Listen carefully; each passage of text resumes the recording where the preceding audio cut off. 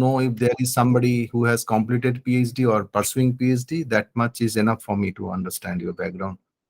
Sir, I'm Tanay Chaudhary. I am pursuing my PhD from Dibrugarh University, Political Science Department. Tanay, Right, sir. political science, you're pursuing PhD. Okay, good. So, is there anyone left out? Shall I start? Okay. Good afternoon, sir. Who is this? My name is Mohammed Saifuddin, sir. Yes, Saif. Why my yeah, there my voice is echoing. Yes, sir. Dayasankar, Yes, sir. my voice is echoing. Uh, আপনার কাছে কি কোনো আরো কোনো system চলছে? No, only one. Now it is all right. Now it is all right. Saif. So Saif, what is your research area? Sir, I'm pursuing in finance, specializing in finance. Finance. So are you an Saif? Department of Management Studies, Jamia Islamia. There is some issue at your terminal. Whenever you start talking, there is echoing. Sir, close, mute the other system. Yes, it's all done. It's fine. Okay. So the basic premise of research. So can anyone just pop up and tell me where from the research journey of a scholar begins? Because there are many faculty members. I can see here at least 5-6 participants are there, those who have already done PhD. So it is not I'm asking them to go back and rethink and revise everything. Just as a faculty member, I'm asking them to share that what was their perception when they started their research journey, their perception about that starting point, the beginning point, that where from a scholar has to begin his or her research journey. Can anyone tell me? Because I'll be telling what I understand as per my perception, my knowledge, my experience. Where from we should start the journey of a researcher. Is it the quest for a degree? Because whenever people join academics, so there is a pressure on them that they must have PhD to move forward in their academic career. Somebody is working in the MNC and has developed a kind of passion for research so that he or she can take up academics as little life professional option for professional, profession, or a kind of means of survival or contributing to society. But in most of the cases, a person is motivated to do PhD just primarily to have a degree, a kind of certificate, so that they are through in their career as an academician. Hardly I have found somebody who could speak honestly and very objectively that it's not PhD, it's not the degree which motivated me to come into this particular journey, but it is something that I was engrossed, I was very much absorbed with some commitment to contribute to society by solving a particular type of problem. And that motivation, that drive has brought me in this path. And I have taken up research as one of my endeavor. If I am not wrong, for example, if I conduct a survey of 100 people, those who have completed their masters and are thinking of joining academics as a teacher, as a professor, as a faculty, about 95 to 97% of them, the first response has been that PhD is a requirement to survive or to grow or to progress in the academic career. That's why they have come into PhD study. A very few of scholars, a very few of people or persons or academicians, those who I meet in different conferences, seminars, and different other academic platforms, very few of them say that I had a passion for doing something, solving some problem of the society, people, neighborhood, certain kind of behavior. So I have come into a research journey, a research endeavor.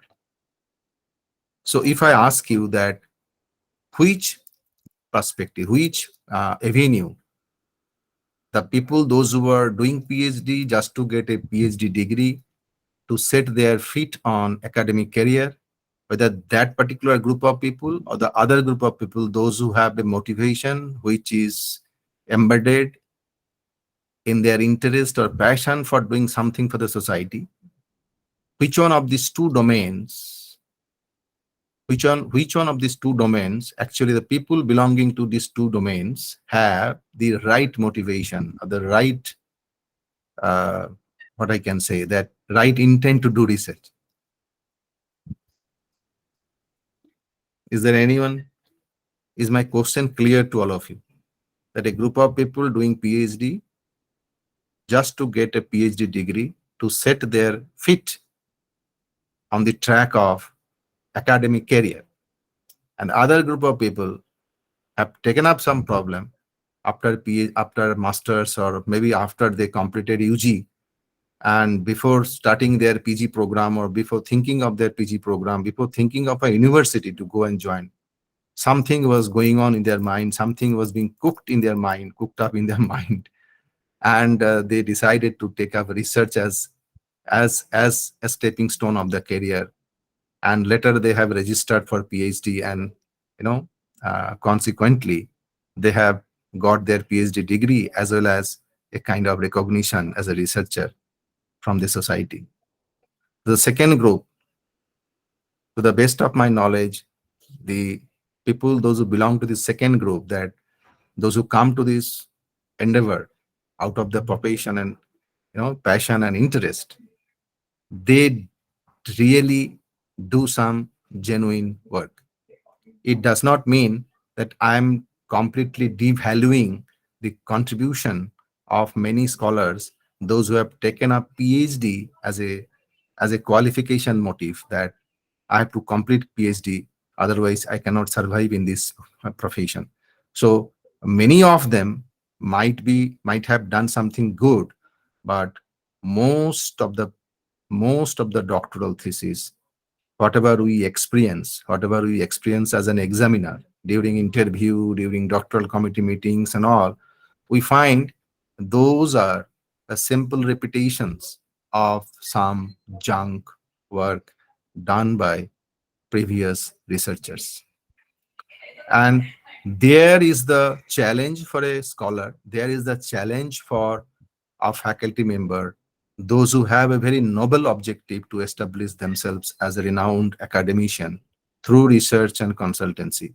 They have to suffer a lot to get into a Scopus Index chart publication, to get into ABDC publication, to get into Science Direct publications and different other top-notch research journal publications. They had to struggle, because it is a question of the intent of a researcher. The concept you carry with you from the very first day of your journey to research. Very simple. What is my purpose of pursuing a research study? What is my purpose of doing research study? How many of you have been thinking critically about a research problem from the very first day of your coursework? How many of you have given a serious thought to decide about a research problem from the very first day of your coursework? You will find about 80 to 85, 90%, about 85 to 90% scholars, they think that, okay, let me finish my coursework then I will start thinking about a research problem.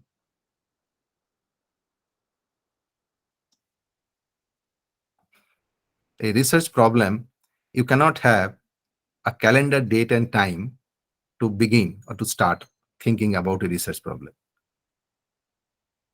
It should be spontaneous.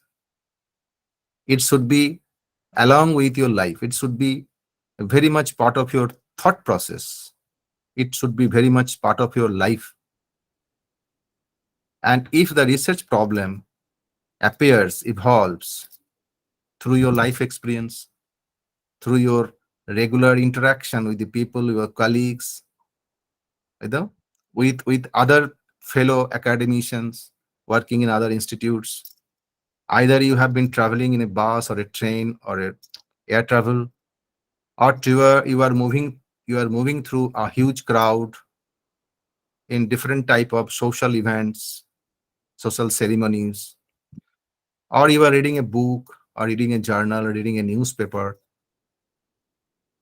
or you are just sitting with your friends and having a kind of informal chit chat, and then during the course of such interaction something clicks in your mind and something sparks in your mind, and that diverts your attention towards something very critical, and there you begin the thinking process, the thought process as a researcher. The journey of research can't ideally start with the motivation that I am entering into the research endeavor because I have to get a PhD degree to satisfy myself or to qualify myself in the domain.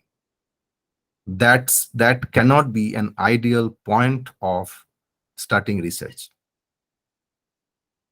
In fact, the research journey begins from a point which is independent of that motivation that you have to pursue a research degree. You have to get a research degree. So the first question to all of you, where from we as a researcher, either we are doing MPhil or we are doing PhD, where from our journey begins. Someone says, sir, review of literature. Someone says, sir, I have to write down my guide has said that I have to frame my research objectives. My guide has said I have to frame my research hypothesis. The guide hasn't told me anything. The guide just has asked me to do review of literature. I think most of us, including me, had gone through such stages during our learning process. When I am standing here in front of all of you, I'm just sharing something which can induce you, motivate you to rethink, reimagine your life experiences, revisit your life experiences, and take a right course of decision, because you have so many years in advance to live with your students, to meet out, to fulfill their expectations in the course of academic life, in the course of their academic life and your academic career. It's very difficult. Throughout my academic career, I have seen people, I have come across scholars, I have found the mindset they are not ready to change. From the very first day, whatever mindset they had before they started their research journey, still they are carrying those mindsets, and that hardly help them, support them to excel in their career as a researcher. If we have made some mistakes in past, we must rectify, we must correct those mistakes. We must understand the trend in the market. We must understand the expectations of the research communities from a scholar. We must understand the aspirations of students and institutes, the educational, governing bodies, for example, UGC, ICT, then different accreditation bodies, ACSB, NBA, NAC, QSI gauge. There are many such accreditation bodies. NIRF.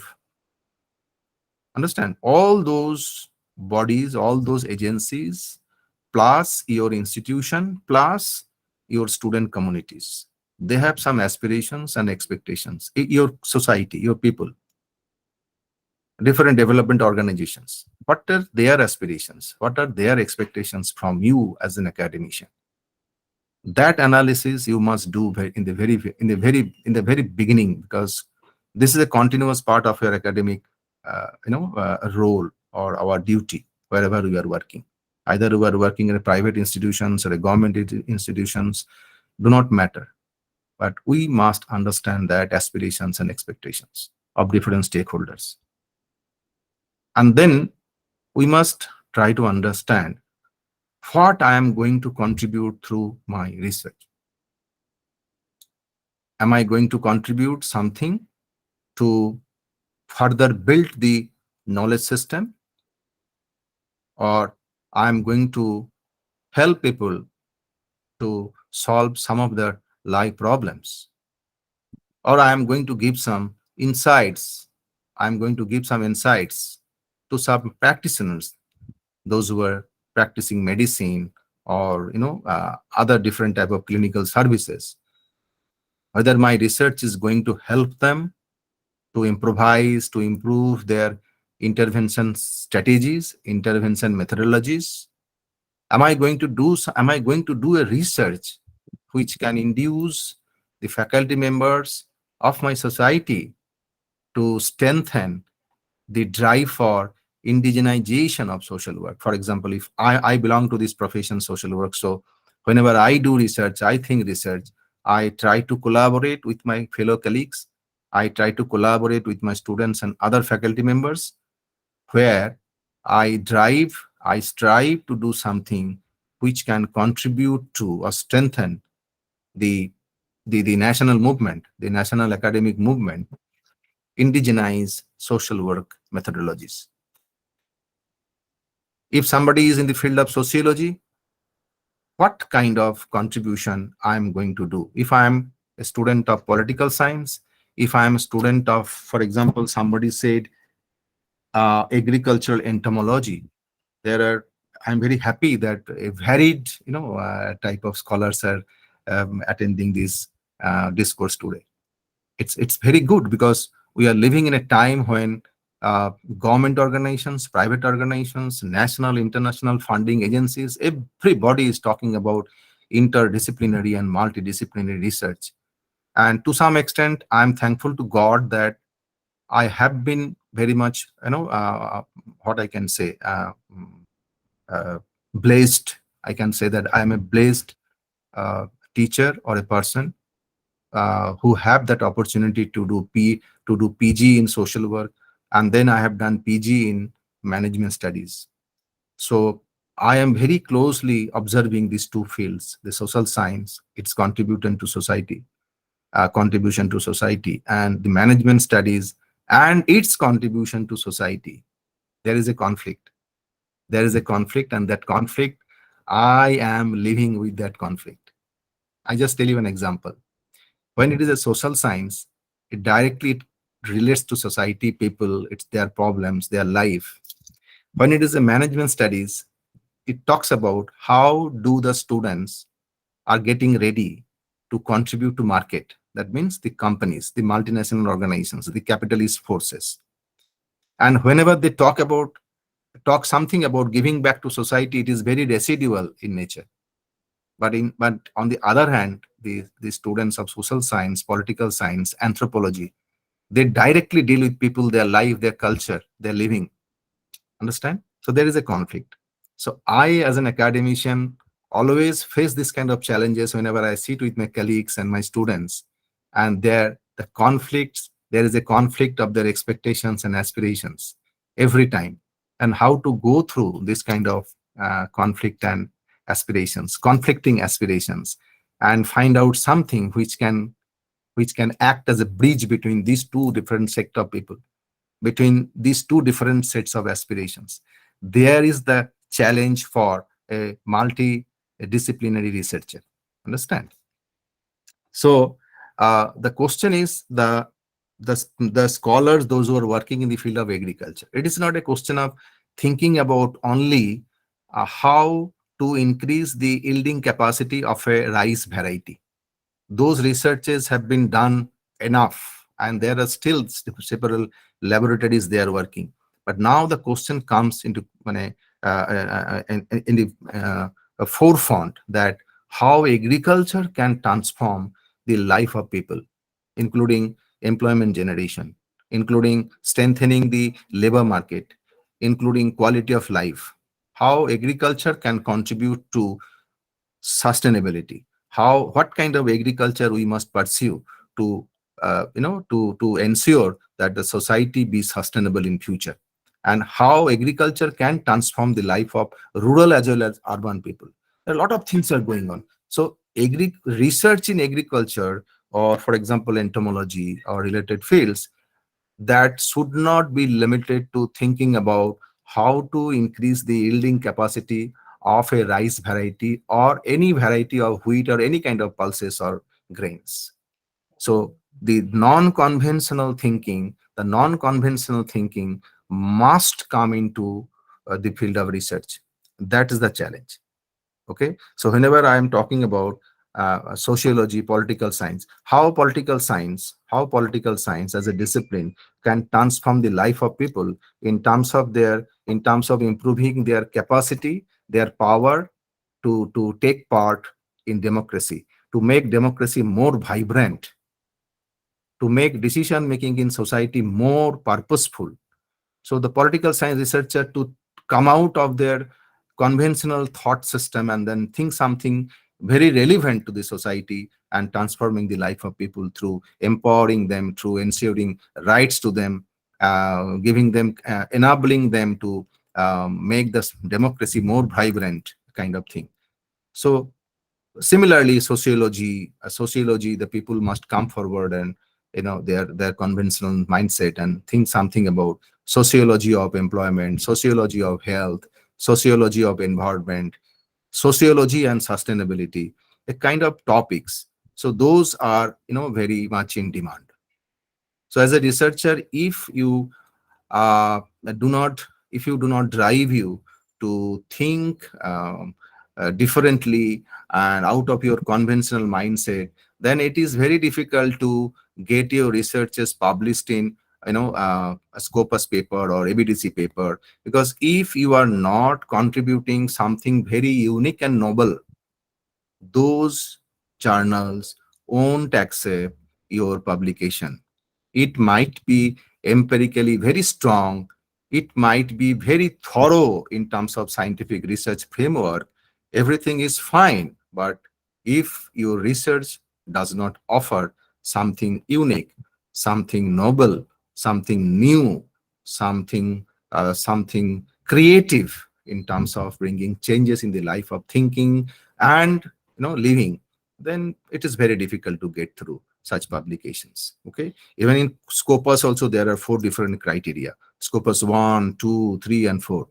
And this is a different subject. So ABDC, A, B, and C category. So going into those kind of things and understanding their expectations in terms of the quality of research and contribution, it's a different subject altogether, a different ball game to get ourselves trained some different time. Okay, so the journey begins. It is very, very commonly it is understood that our journey begins with a statement of problem, with a problem identification. Okay, now problem identification and problem statement are 2 different things. Okay, I'm not going into those critical details. Because it is part of normal research methodology teaching sessions. I'm not here to teach all of you because you all do. So how to frame a problem? What is problem formulation? Just 1 or 2, if I'd be happy if 1 or 2 from the audience can pop up and share their thoughts. Those who have done already PhD, those who have submitted their thesis, and a few of the scholars or the participants, those who are thinking of, because they have just registered and thinking of framing their research problem. If someone can share what they understand about statement of a problem. Is there anyone to share? Otherwise, I'll move forward. Hello, sir. Who is this? Dr. B. Srinivas. Ah, Birala Guddada Srinivas. Birala Guddada Guddada Srinivas. Srinivas. Yes, yes, yes. Sir, Srinivas, tell me, what is statement of problem? Sir, actually, we before going to conduct any research, we have to identify the exact problem, sir. The proper problem. What do you mean by proper problem, Srinivas? Proper problem in the sense that is the relevant problem, sir. Yeah, again, I'm asking, what do you mean by relevant problem? Relevant in the sense. I ask you, I just give you a situation, you tell me. Huh? So this situation is to all the participants, those who are here. So I'm visiting a rural area. I'm Yes, sir. visiting a rural area as an academician. Okay, I have taken my students to a rural immersion program. For example, we do it for our MBA students. We call it a rural immersion program because most of the MBA students, they come from elite families, mostly from the urban cities and metropolitan cities. So hardly they have a kind of connect to their soil. Hardly they have ever seen a hut, kacha makan of rural people. Hardly they have experienced the life of rural people and their struggles, their challenges. So we have a program here in our campus. We take our students to villages for 10 days, and that is called rural immersion program. But the social work students and sociology students and political science students are more deeply connected to people. Okay, more deeply connected to people. So I'm giving you a situation. For example, I'm visiting a village and I found a group of young people. They are continuously blaming the panchayat. They are continuously blaming the state government. They are continuously blaming the central government for their unemployment. Understand? Okay, And sir. this is a kind of new political phenomena. This is a kind of new political phenomena, a new political, that concept is coming here now. A new construct is appearing in society, and most of the researchers, they're taking up those constructs and doing research. So if this is the mindset that we are unemployed, and because of we are unemployed, the central government is responsible. The government is not giving us opportunity for employment. This has become a kind of this phenomena is very common. As a political science students, you will observe. As a sociologist, as the sociologists observe the same thing. As a professional social worker, whenever we go to field, we also encounter similar problem. And when, as a faculty of management studies, I go and talk to people, I find this question among the youth. It is central government. They blame central government or state government for their unemployment situation. Now tell me, what is exactly the problem here, Srinivasa? What is the relevant problem here? Is it unemployment? Is it apathy of central government or state government? Is it a failure of government policy? Or is it a kind of upbringing of our children in terms of their value education, in terms of their attitude development, in terms of their behavior, building of their behavior and personality? Where exactly is the problem, root of the problem? Sir, main thing is the people intention behavior, sir. People's behavior. Hmm. No, it is. You have to make it very clear because I'm asking you.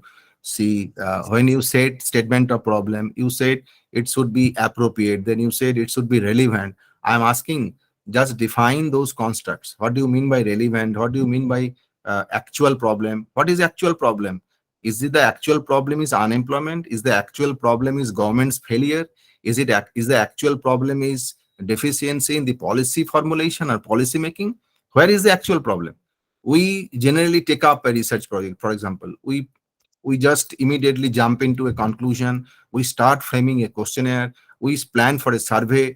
We float a questionnaire to the young generation people, Google's survey form or survey monkey or something, and then we draw a conclusion that the majority of the respondents think that it is the government's responsibility to provide employment or creating employment opportunities for people.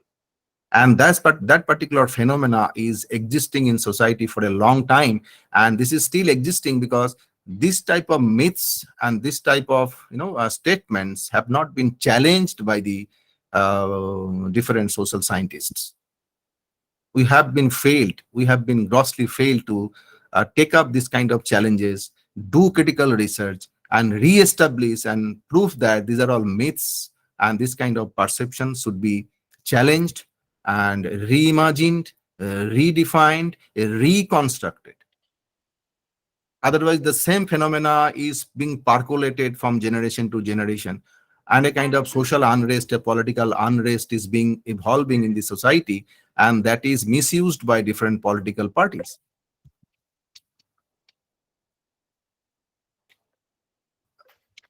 Just give me 1 minute. There is an important call. I come back.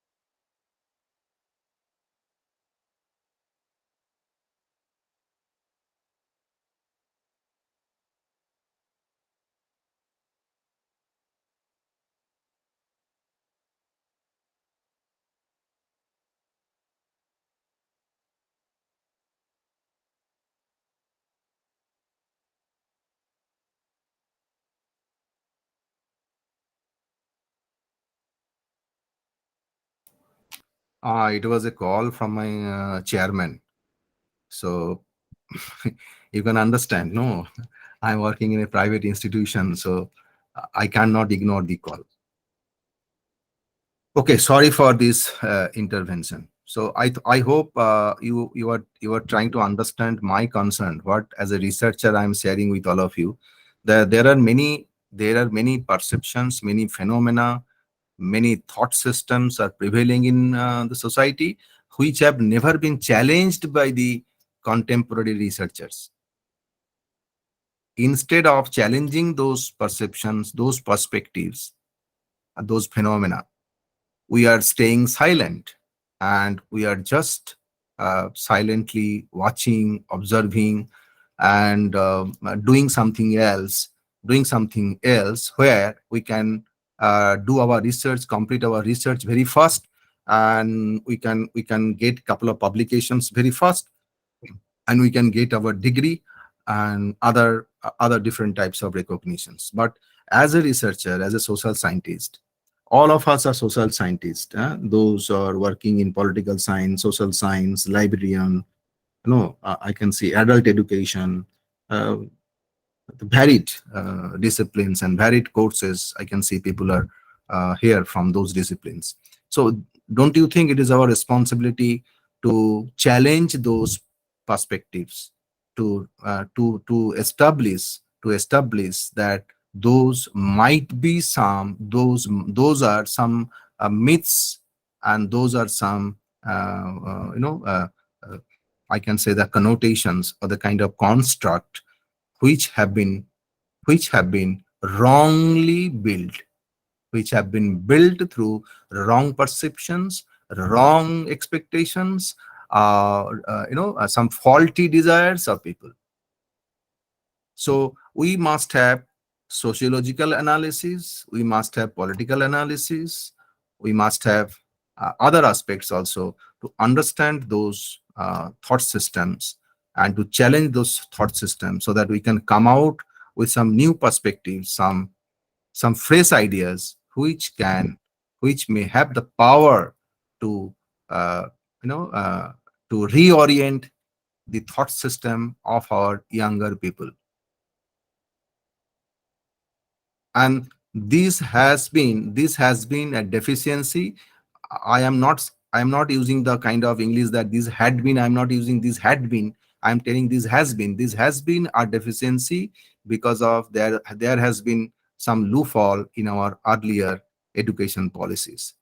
The new education policy is very much potential to promote a fresh thinking in the mind of the researchers.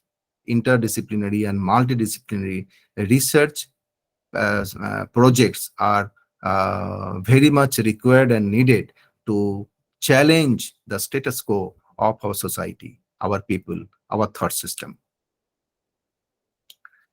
Srinivasa, so still I have not received a concrete statement from you. What is a relevant problem according to you as a researcher? Okay, so it's very, very important. So we must think about. So statement of problem is a really very critical task for all of us. Okay, now I just give me some time. I will share the PPT. There is a PPT I prepared. I will now go through the PPT and continue further.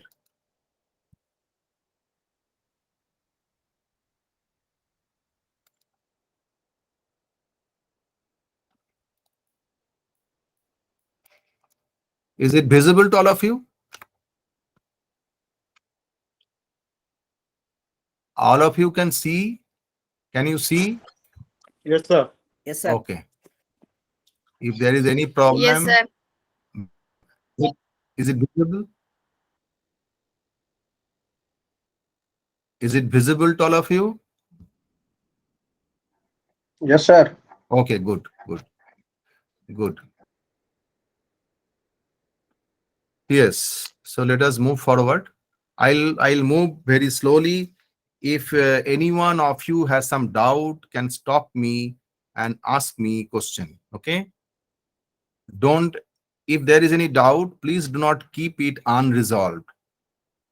Even if it is 1%, I'm giving full freedom to stop me and raise your doubt. We'll solve it and then move forward. Sir, The Yes. PPT is not visible. so the So it's PPT, not sir, visible. we can't see the PPT. You can't see? It was visible No, for us sir. a few seconds and then it disappeared. Oh, then there is some issue. Yes. And now is it visible? No. No, No, sir. sir, No, no. sir. No, sir. Okay.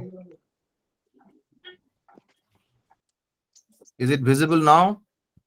No, sir. No, sir. No, Okay. sir. No, sir. Wait.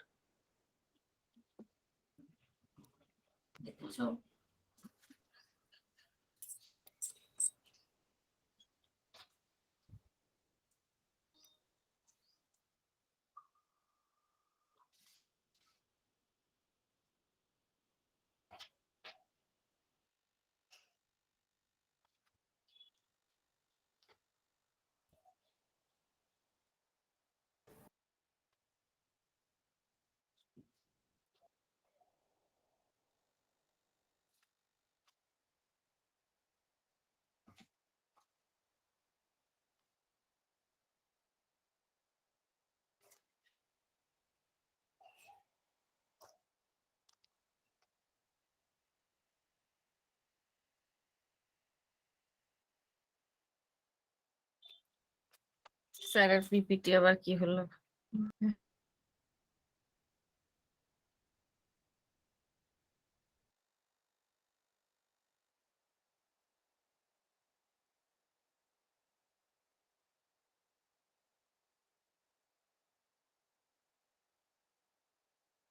Sir, now visible.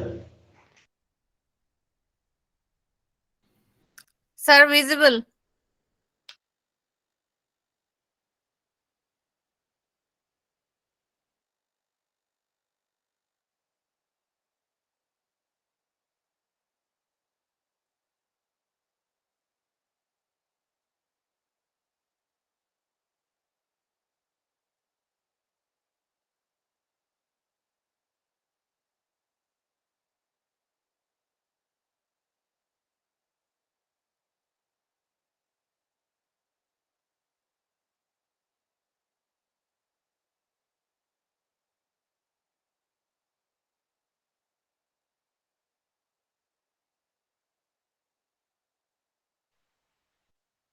Sorry, sir, I can't hear you.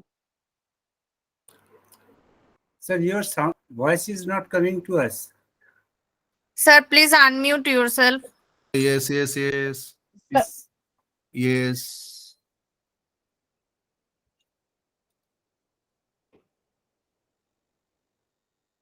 Where is that? Is it visible? Yes, sir. Okay. Yes, sir, you are Yes, visible yes, So and my it's visible. audio, PPT, both are visible and audible to you. Okay.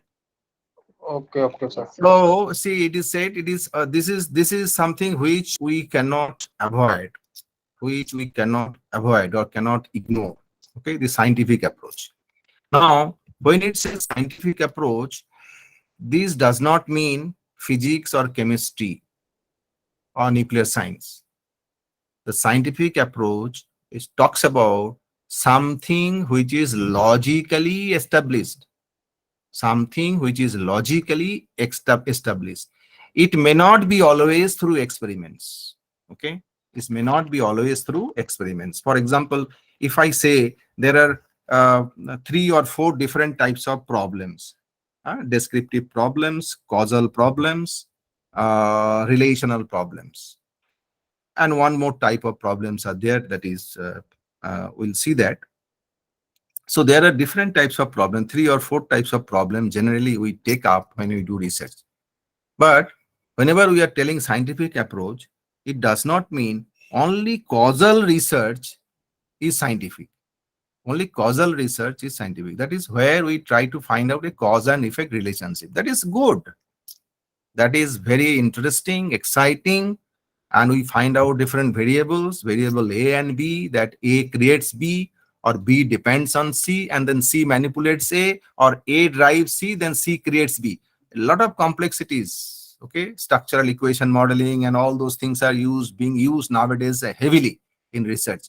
But causal problem is one of the problems, and that definitely uses scientific approach, but does not mean that scientific approach completely controls my thinking process, my wisdom, my perception, my insights, my experience, my desire to do something new, my desire to inquire into something, my capacity to explore something. Clear? It is not a physics, it is not a chemistry, it is not nuclear science. The scientific approach, it is something where I talk sense, where I go through a logical process. So there are 2 types of logical process. There are 2 types of logical process: a deductive approach and inductive approach. One more approach is there which is in between. I'm not going into that. This is the main 2 paradigm, deductive and inductive approach. Clear? So when it is deductive approach, I have a set of theories, I go through those theories, and I build some hypothesis, some proposition, some hypothesis, and then I go and test, either through descriptive research, or through causal research, or through some relational paradigms. Some relational paradigms I establish and I generalize. But if it is inductive research, am I not going through some theories? No, I just start with some basic residues, basic residues, something available or nothing is available. If something is available, I just start from there, and then I start building a theory. Clear? And then I develop some propositions. Clear? I'll tell you some basic difference between propositions and hypothesis.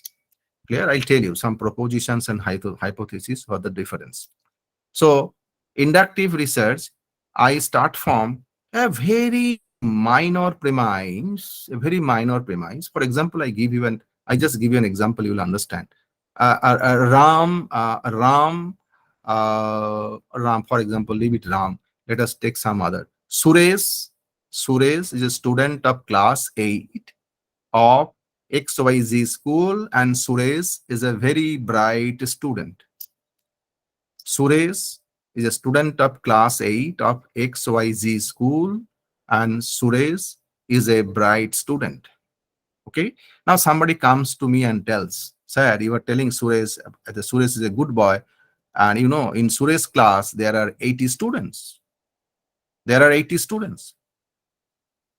So somebody has identified Suresh as a good boy. And I just know this much, that this is a class of students of 80, XYZ school, standard 8. And this boy is a very good guy, very good student of this class. Can I generalize that most of the students of Suresh's class are very good in academics? You have to respond yes, no. No, sir. No, we cannot do this. But No, sir. research gives you freedom. Research gives you freedom to start your research endeavor, research inquiry from this minor premise and then reach a major premise, and then you can go and generalize. Clear? So from deductive approach, when it is deductive approach, what is the premise I am getting? Most of the students of this class 8 of XYG school, standard 8, most of the students of standard 8 of XYG school are very good in academics. Then somebody comes and tells, sir, Suresh is studying in that class. Then I can simply say, Suresh, it is prospective that Suresh is also a very good boy. When majority of the students of a class is good in academics, and if I find Suresh is also a student of that class, I can conclude on the basis of my major premise that Suresh is also a good boy. Okay? The probability is 95%, something, 95 to 100%. The probability will vary from 95 to 100%. But people cannot ignore my statement. People cannot ignore my observation, because majority of the students are good of this class. Suresh is a student of this class, so I can say Suresh is also a good boy. I have very less amount of risk in making such statement. So this is a result of deductive approach. Clear? I start from a major premise, and then I reach a conclusion, and then I redefine, reimagine, and recheck some social phenomena available in the society. But when it is inductive approach, I start with Suresh, and then I try to see whether majority of the students in this class are good or not. Challenging job, very, very challenging job. But what we do, in research, most of us, more than 90% of our researches are deductive research.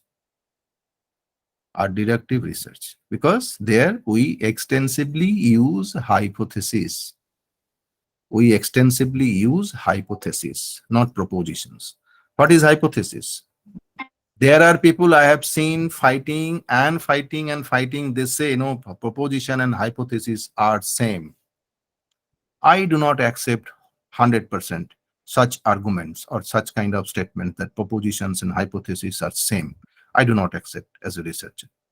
I say propositions are something which are built on the efforts of a researcher who is trying to build up a theory, who is trying to build up some logic, some logical sequences of some phenomena, some social events, some happenings in the society, some behavior.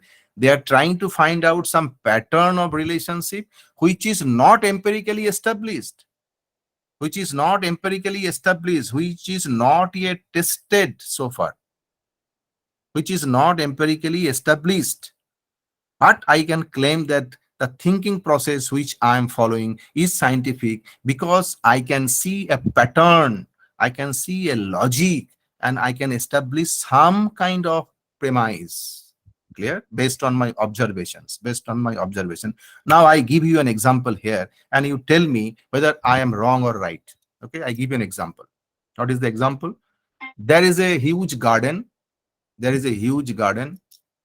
And one fine morning, forget about morning, in the afternoon, the gardener, the person who takes care of the gardener, it's a garden of rose and different other types of flowers. The gardener visits the garden in the afternoon and finds all the flower plants are lying on the soil. All the flower plants are damaged. And the gardener finds one cow is grazing very close to the garden. One cow is grazing very close to the garden. Now, from this situation, the gardener will reach a conclusion that the cow might have spoiled the garden. The cow might have spoiled the garden. Okay? 10 persons come there and observe and make the same statement and write on a register and go back. After 20 such persons come and visit the garden and record their observation on a notebook and leave, and after 20 persons leave, the 21st person comes. He is a researcher from a university, and he reads through the comments recorded by different visitors, and he or she finds all 20 observations. They write, the cow might have spoiled the garden. As a 21st visitor, as a researcher, shall I take it as a right observation and then move forward to do my research? I ask you a question. Somebody should respond. No, sir. No, sir. Yeah, very good. Can you please tell, perspectives as well? can you please tell why you are saying no? Sir, I'm saying no because I think that, yes, the cow was grazing very close to the garden, but that fact that the cow has damaged the garden is not empirically tested. Nobody had seen it. So that is why I, as a researcher, it's my duty to test the hypothesis, to find out whether what I'm trying to do is scientifically tested or not. I mean, my hypothesis. Is it That a is why just hypothesis? depending on. Who is? Can you tell me your name, please? Because I am opening up with my PPT, so I cannot go to that screen. Yes, sir. Yes, sir. Sir, I'm Raka Dotto from Diamond Harbour Women's University, Very Odisha, good. West Bengal. Very good. See, you are telling that we have to hypothetically test it. Okay? You are telling we have to, unless Yes, sir. until we hypothetically test it, we cannot make a claim that the cow has spoiled the garden. Clear? Yes, sir. Yeah. But here, the cow is an object. The cow is an object which is present in the affinity or in this particular area which my senses can observe, can see, can feel. And then my senses, based on my senses, my brain is developing some analysis, my cognitive ability, capability is taking me to conclude something where the cow is a factor to define the situation. So you cannot say Yes, that sir. we can't say that cow has done it or cow has not done it. Yes, sir. Exactly. Okay. Yeah, might be there was a big storm and the storm has spoiled everything. Mhm. Or might be there was a group of neighborhood boys, naughty boys, who entered into the garden and just damaged it. Mhm. Clear? So Yes, sir. Yes, sir. Absolutely. we cannot simply reach a conclusion observing that cow very close to the garden and reach a conclusion. Clear? Yes, sir. Okay. So this is the challenge. This kind of challenges are there always. A researcher must be free from any kind of stereotype, any kind of observation bias, any kind of preconceived notion, any kind of prejudices, right? If if we are trying to be a researcher in true sense, we must be free from all those vices, prejudices, biasnesses, preconceived notions, and some kind of what I can say, uh, a kind of stereotypic behavior and thought process. We should be free from all those. But this is also seen in many cases. We have found it, we have experienced that a researcher, the entire research process of a researcher is grossly biased, grossly mixed up with his or her own thought system, his or her own biases, prejudices. So this is dangerous trend, and this is very, very dangerous.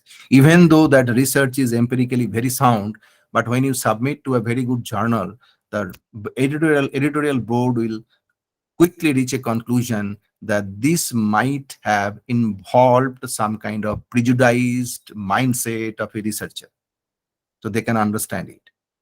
It's a very, very, very, very difficult task. So whenever I am using the word scientific approach, it does not mean that always every research we have to move toward building hypothesis.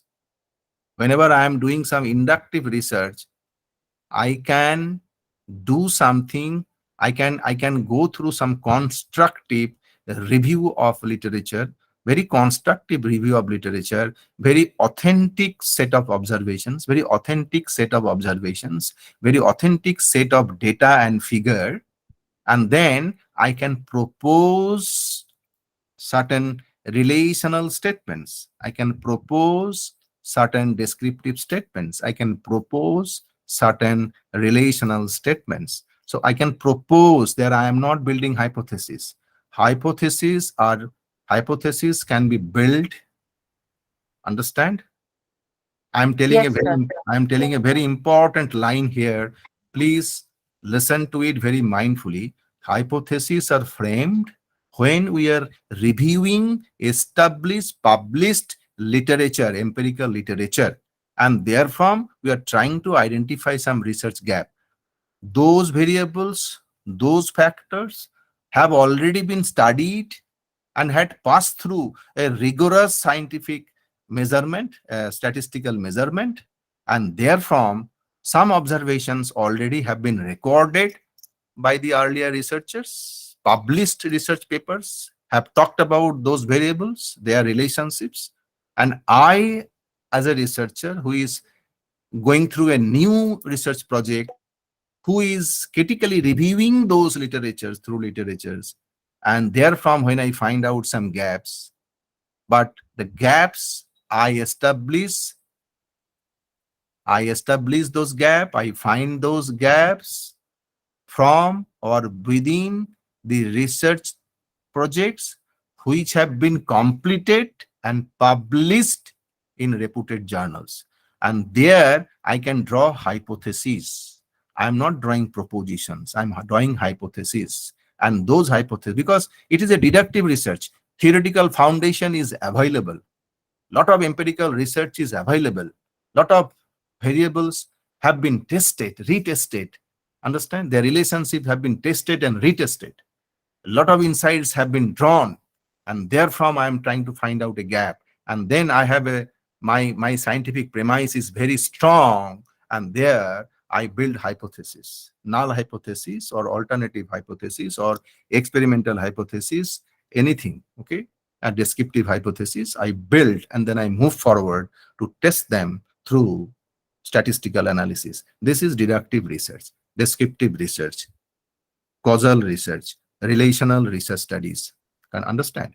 But when it is inductive research, I don't have established theories. I do not have empirical literature, but I know there is something wrong. I know something is happening inside and I have to explore.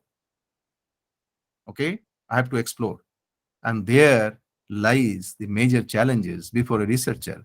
Where from to start? That is called the qualitative research. Therefrom, we start the journey of a qualitative researcher or research. Clear? Or you can say a truly participatory research process. A truly participatory research process. Here, you cannot reach to a preliminary understanding through a survey.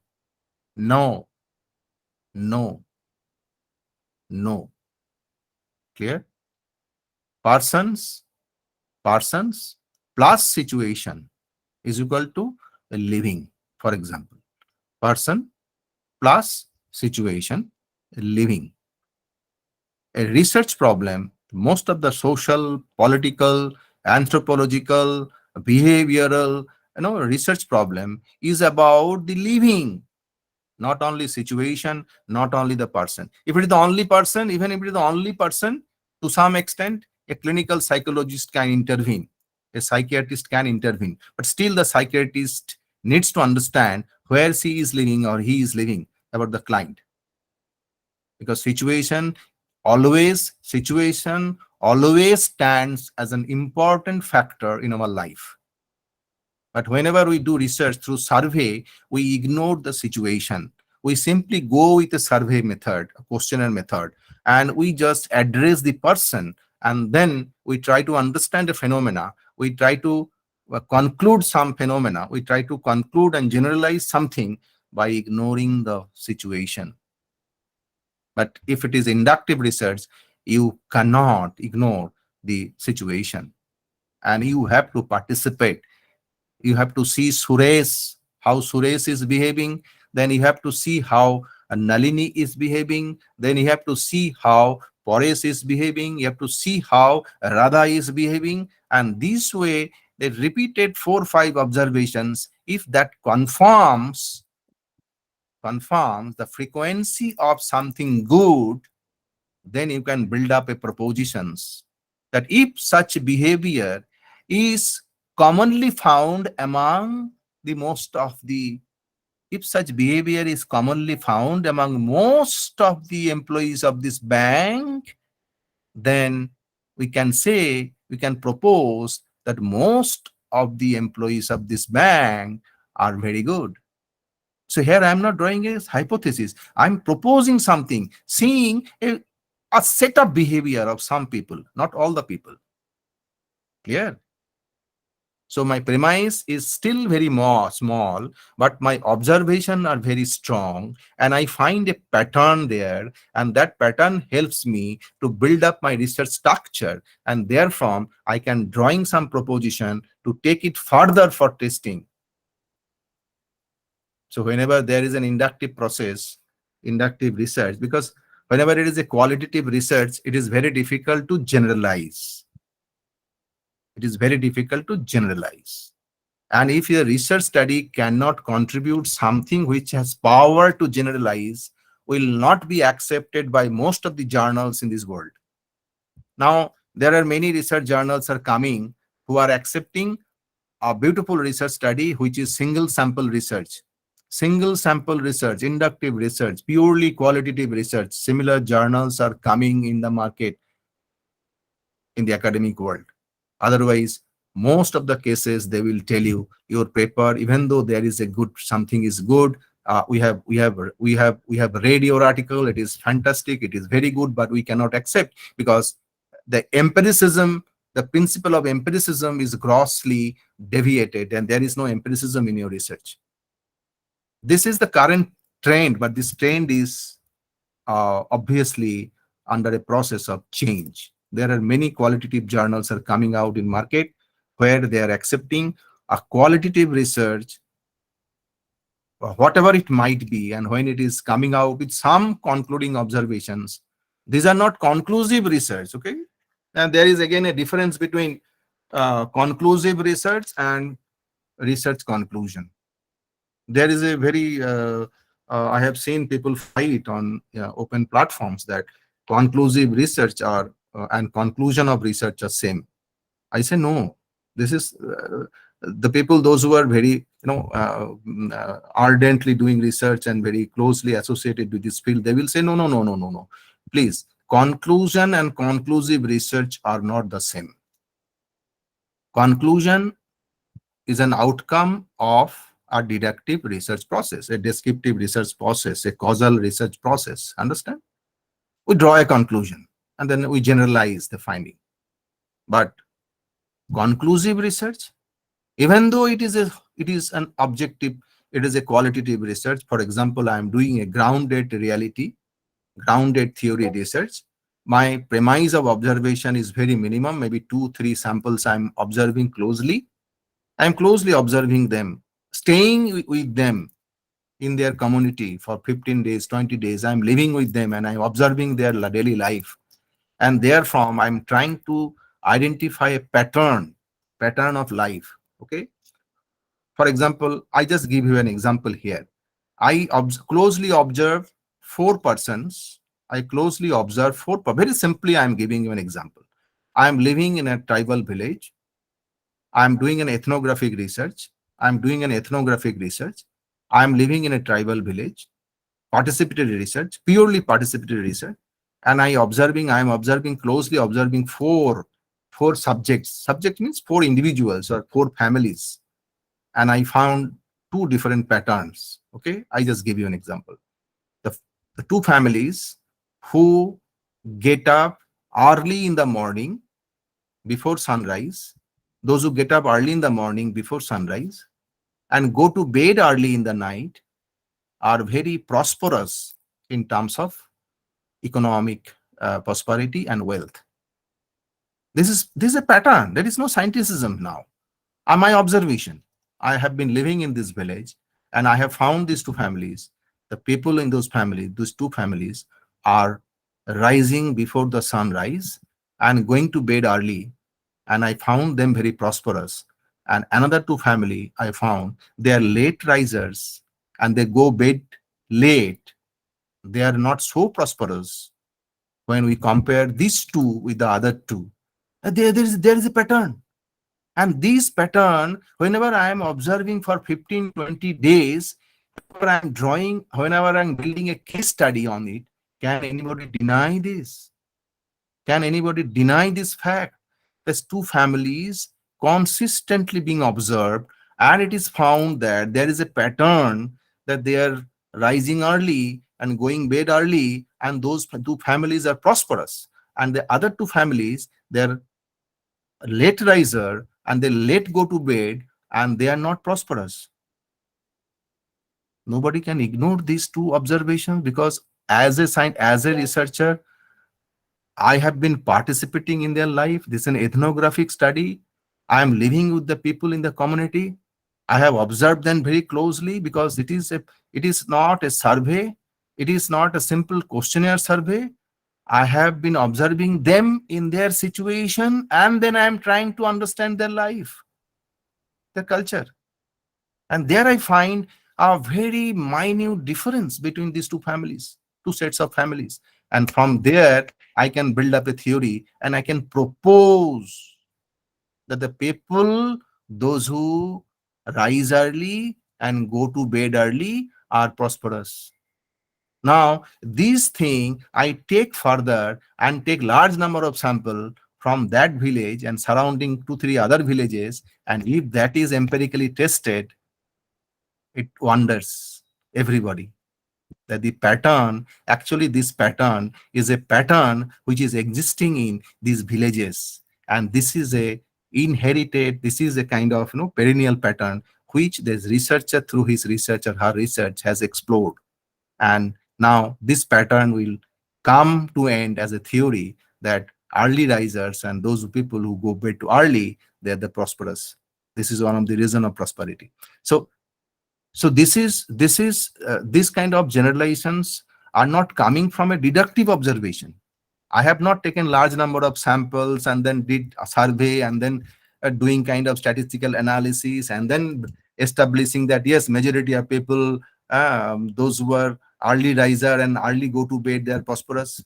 There is a correlation between this. No, I have not reached to that in generalization here through a deductive research, but instead I have gone through an inductive research, minor premise, observation, two families I'm observing, and then I am trying to understand whether this is a perennial pattern in these villages, among these people. After I establish my observation, after I build a theory means it is still theory to be tested. A theory built up through some patterned observation, logical sequences I have given, because morning, evening, whole day I am observing, I am recording their movements, their interactions, their behavior, their deeds, everything. And then based on this minor premise, I am trying to build up a theory. That theory need to be tested further. Clear? Is it clear up to this to everybody? And then whenever I build this theory based on a minor premise, I cannot draw hypothesis. I think now it is clear to everybody, because I do not have sufficient empirical data where such similar variables have been tested earlier through researches by earlier scholars and researchers, A lot of studies have been already done, and therefrom I am finding out some gaps, and there I can draw hypotheses. But here I do not have such stuff. I don't have such stuff. So my premise is very small, and therefrom I have built a theory which is still not so strong, but there is a pattern which again you cannot ignore. The pattern has been found through a closest observation for a 15-20 days long participatory research, and then I just proceed this particular research through a mixed method research, and then I take up empirical model, a research model, and then I use statistical methods, and then I prove, yes, this pattern is found to be a perennial pattern in these villages or among these people, and that becomes theory tested, and that becomes an established theory. Up to this, is it clear to everybody?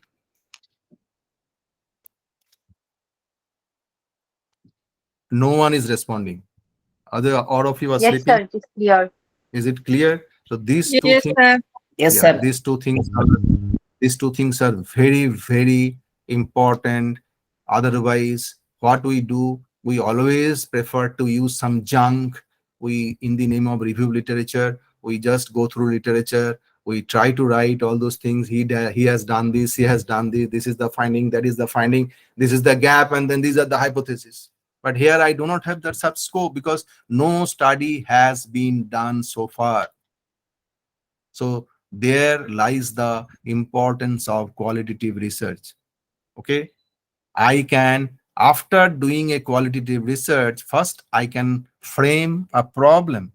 The problem was not known. I start with problem A and I come up, and when I finish my research, it is problem B. I start up my problem with unemployment, and then I close observation, talking to people, explorations, everything I do, and I find it is not actually problem unemployment. It is a problem of a value system. It is a problem of their upbringing in their families, which the upbringing which has made those children dependent on external factors. Understand? Very important. It is because of the upbringing of the people. They always blame the external objects for their failure. And if you compare two communities, for example, I am telling you, for example, you take the Bengali community, one particular community in West Bengal, and you take a community in Rajasthan, Jain community, or a community in Punjabi or Gujarati, and you will find two different value sets. You will find a Gujarati family or a Punjabi family will try to make their children self or independent, whereas you will find a general, an average Bengali family will always try to upbring our children, that the children will always inculcate some thoughts in their mind that for their failure, some external factors are responsible. And if we find these two sets of value sets or two sets of upbringing in two different communities, then we can find out with that value sets, the Gujaratis are very much entrepreneurial, whereas with this mindset, the Bengalis are service oriented, that they always try to find out some jobs outside. So entrepreneurial spirit are very less among Bengali youth than the Gujarati communities. Sir, sorry, slide is not moving. Slide, I have not moved. Okay. I lost sometime, Jayasankar, Yes. Okay. So I am not that kind of teacher. What I do, it is my failure. I Nice, just lost. I demanded it. Okay, let me see what is the next. These are all I have discussed, no? So deductive reasoning, inductive reasoning, deductive reasoning. So I'll share this slide with you, and you can share it to all the participants through mail ID. Sure, sir. Attachment. You can share it with them.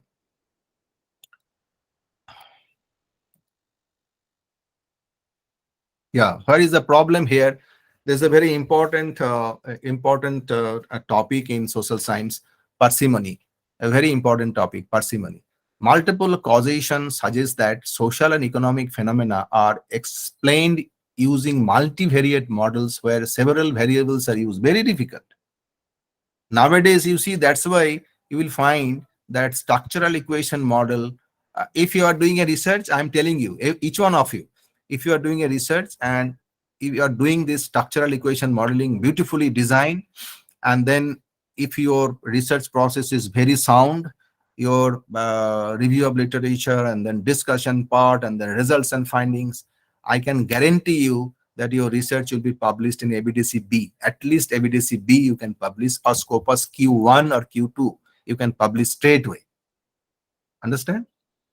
Because this is a challenge, because when it is a multiple cause, multiple variables are involved, no, it is very difficult to take a judicious decision. Multiple variables means, I'm telling, for example, just I tell you, simple. Motivation leads to performance, performance leads to productivity. Okay. Motivation leads to good relationship leads to performance, and then performance leads to productivity. I find another one variable in between. Good people recruit, if the people recruited are good, with a good background, good cultural background, they make a good employees, they produce into good relationships lead to good performance, and then it leads to productivity. Now see, so many factors and so many variables are coming into this picture of a single research, and then it is very difficult to take a decision whether it is a recruitment department is important, who are recruiting people and checking that people are coming in with a good background, and that is the prerequisite to lead to productivity, or it is a good relationship or good performance. Understand? It's very difficult to come a conclusion, to reach a conclusion. Somebody will say, no, sir, as a performance manager, it is myself is responsible. I lead the team of employees and I motivate them. I create a team and the team performs. Even though they are coming from different background with some kind of value deficiencies, I take the responsibility and I bring them together in the group and I drive the group for better performance. But the recruitment manager will come and fight with the performance manager. No, it is me. Because of I have recruited good people. I have checked their background. I have checked their value systems. And because of I have recruited good people, organization is getting good performance. A lot of fighting, lot of claim, counter claim will be happening. Now, this kind of situation is called parsimony in social science. And that is a great challenge for a researcher, how to sail through such conflict and reach a conclusion. And intensity of each variable you have to establish. What is the intensity of each variable? You can say, sir, when motivation is 80%, it consumes 80% importance among all the variables. So motivation is very important. Or it is leadership, sir. It is not the recruitment. It is not the maintenance. It is the leadership of the department. That is more important. How do you say this? How do you say this? It's very, very difficult. And that kind of insights you can draw only through structural equation model. Very, very important. Because multiple causation is there. There are many variables, those who are interdependent, linked to each other, and each one claims them as superior. Each one claims them as superior. Now, as a researcher, how you can ignore variable 1, variable 2, and you can say, no, variable C is more important than variable D. It's very, very, very, very difficult. And such kind of situations, when you come out with a model of intervention, there are 5-6 factors, there are 5-6 variables, and there are different kind of measures you have used, different kind of statistical values are associated with different variables, and therefrom you build a model, suggest a model for intervention, and there lies your importance of your research. And those research studies are considered as a very, very noble, understand? Very, very noble. And you can go ahead and publish in Scopus Q1, Q2, and ABDC B journals. Very important. Solving parsimony. We generally avoid, understand? Most of the researches you will find independent, dependent variable. Okay. Education, income and expenditure. If the income is more, expenditure more. These, I tell you one thing, one student is there, and I think he is Saif. Saif is doing research in finance. So if Sahib tells that, sir, the families, just from general observation, the families, the persons having more income are spending more in market. Saif, if this is your observation, you are not in a critical research domain. The market is running with a different perspective. The people, those who are not having sufficient income, can even go for better spending, can even go for more spending. And there lies the question of the bank. Banks are selling their loan products, loan, credit cards, है ना, loan ले लीजिए, credit card ले लीजिए. Clear? A huge market. So income and expenditure, there is a correlation. That is a conventional finding. But I can also find the people more poorer having more spending spree. This is also a finding by research. The poor people spend more, and there lies the question of importance of loan, personal loan. I take loan, I buy a car. I take loan, I buy a house. And then I live entire life as an indebted to a bank, to a loan amount. My entire life is outsourced. So this is a new fact. This is a new factor. But this was not a finding in 1970s and 80s, even up to 95, 96. I'm talking about 1995, 1996. What was the research finding? The people having more income have more capacity to spend. But if this is the phenomena, true phenomena, tell me, does it really support market economy? It does not directly support market economy. The market economy is equally considers the poorer people also a participant, a partner of market economy. That's why the many schemes, loan schemes, credit card schemes are becoming very popular. If your income, if you are earning 15,000 rupees per month, you are eligible to get a 10 lakh rupees loan. Can imagine a person who is earning 15,000 rupees per month thinking of taking a loan of 10 lakh rupees and buying a car or a costly mobile phone on EMI. Clear? So multiple causation, multiple variables, multiple factors. Those days are gone that I take one independent variable and one dependent variable and I do research. Those researches nowadays are considered as PG level dissertation studies. We had been doing such researches in 1980s, 90s, 70s. Many people have got their PhDs by one independent variable and one or two dependent variable, and PhD done, PhD awarded. And today's world moves faster and moves further. No. That's not the way. You can't do this because this kind of researches are done by PG students in their dissertation. You are doing PhD. Think something critical. Solve parsimony in research. Okay. These all you know. So already have discussed. This is already you have discussed. Yeah. So whenever you start, see, one day, I do not know how long it will continue, and next time I would like to request Dayasankar that whenever this kind of research methodology, series of this is a kind of faculty development program, whenever you are doing research methodology workshop, Dayasankar, also you must plan some sessions on review of literature, exclusively on review of literature. It's a separate subject. We all must understand very clearly. Even somebody can go and publish a very critical paper, very good paper, only based on review of literature. Okay.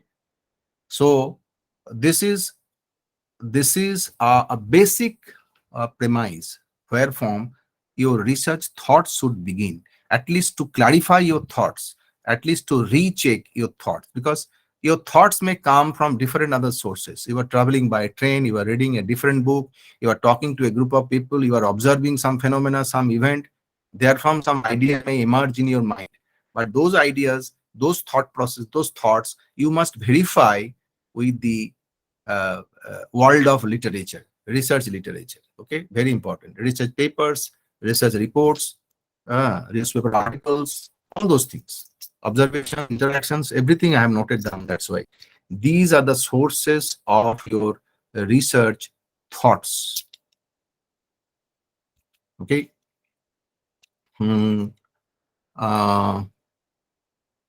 This is also, you all know, I'm not going into that. Yeah.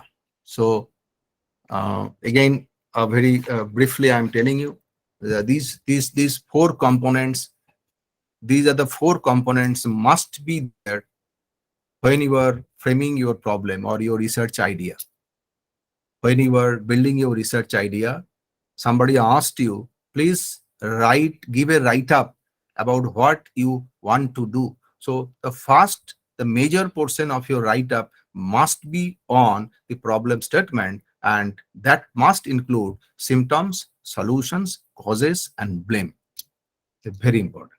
The problem statement that must be there. Okay, I'm talking about a contemporary research problem. If it is a qualitative study, then you may not have all those factors, all those four components: symptoms, solutions, cause, and blame. Very difficult to know, because I do not know, sir. This is neither has been attempted earlier, no such empirical paper is published on this problem, so it is completely a new problem we have first time come across. So I am having no idea about how to move forward. So let me go and start an ethnographic study. Let me go and start a grounded reality study, grounded theory. So there are 5 or 6 different qualitative research methodologies. So I have to either use a combination of 2, 3 or a single method. Then I have to understand what exactly the problem is.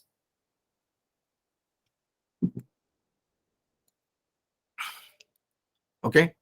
Now, do you have any questions now? I would like to tell you something, because let me know how much this discussion about 1.5 hours have been satisfactory to all of you. If I have given something new, a food for thought to all of you, so that you can that really helps you to reimagine, to empower you to rethink, reimagine, reorient your thought process as a researcher.